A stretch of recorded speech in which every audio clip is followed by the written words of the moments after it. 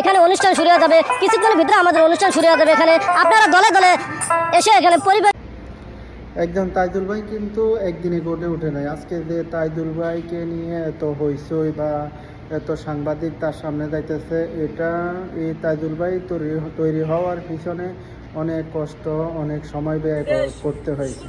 এই তাইজুল ভাই দিনের পর দিন বিভিন্ন জায়গায় গিয়ে তার এলাকা এবং কি তার ইউনিয়ন থেকে শুরু করে আশপাশের ইউনিয়নের পর্যন্ত বিভিন্ন তথ্যগুলো তুলে ধরেছেন। সে যেভাবেই তুলে ধরুক, সে তার মেধা এবং কি বিবেক খাটিয়ে যেভাবে তুলে ধরেছেন, ওইভাবে তার সময়টা সে পার করেছেন এবং কি ওইখান থেকে তার আজকে সফলতা। আজকে তার পিছনে কত সাংবাদিক এবং কি কত ইন্টারভিউ আসার কথা, কিন্তু এগুলোর পিছনে তার প্রত্যেকটা দিনের গাম জড়ানোর কিন্তু কষ্টটা ছিল।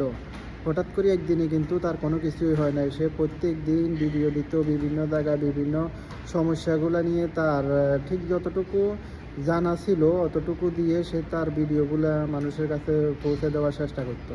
ওইখান থেকে আস্তে আস্তে আস্তে আস্তে একটা সময় আজকে তার পরিচিতি সারা বাংলাদেশের সব মিডিয়াতে পর্যন্ত আসছে। তো এই জন্য আপনাদেরকে বলি, যারা ফেসবুকে প্ল্যাটফর্মে কাজ করেন, ইউটিউবে কাজ করেন, তারা যেন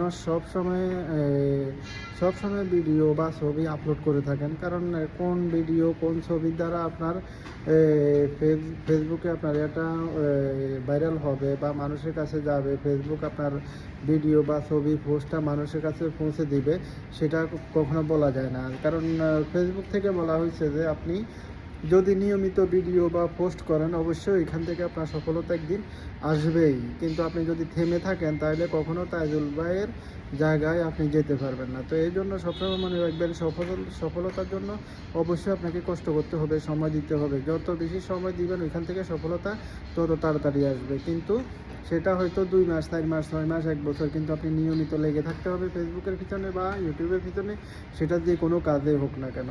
তো এই জন্য সফলতার জন্য অবশ্যই মনে করেন এই থেমে থাকলে চলবে না, আপনাকে চলতেই হবে। চলতে চলতে আপনি নতুন নতুন অনেক কিছুই পাবেন, কিন্তু থেমে থাকলে কোনো কিছুই পাবেন না।